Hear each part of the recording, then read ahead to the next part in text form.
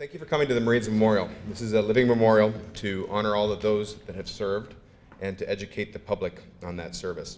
This book, In the Shadow of Greatness, was written to capture a story that had never been told. Stories of sacrifice and service that you would never read in the New York Times, never read in the Washington Post, and a story that was validated in my mind by a man named Ben Wagner.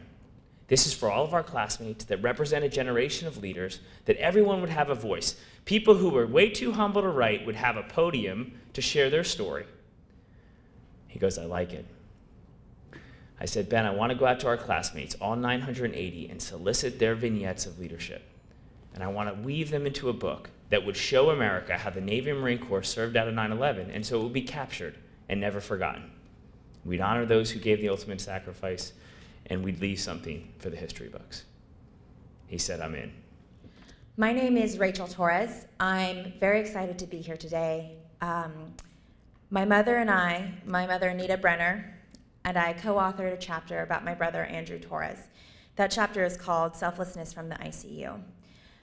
And although I'm an author for this book, I'm also civilian. And one of the themes of the book being that this is how leadership happens. This is what leadership looks like. For me, that's very interesting. I work here in the city for a mobile security startup. And there's a lot of exciting things going on in Silicon Valley, and the types of leadership I'm developing and that I see from my bosses and my coworkers, it's astounding. But at the end of the day, it's about downloading more apps, right? And the kind of leadership sacrifices and challenges that the grads of the Naval Academy face in the book, it's life or death. It's billions of dollars of equipment. It's a little bit different than the website I manage. Good evening, my name is Lieutenant Commander John Cauthen. As she went out there, she was a female naval officer embedded with the Army who every day went out there against the odds. Extreme bias, sexism, integrated into a culture that could not accept the face of a woman in uniform, assisting and helping the very people that the Taliban were supposed to be fighting for. There's a beautiful story about her coming upon an accident of civilians and helping out the injured. And there was a woman, gravely injured, potentially, but nobody could discern what the problem was because she was covered from head to foot in a burqa.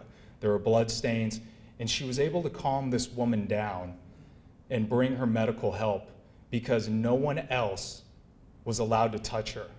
The men wouldn't let anything happen, and she wouldn't let anybody touch her because of those cultures, those cultural differences. And she, by that very fact, made a huge difference. And she discusses how this in many ways was a life-changing experience because it not only gave her an appreciation for what it was that we did every single day, but she also highlighted what America, in a microcosmic sense, can do in a larger macro sense.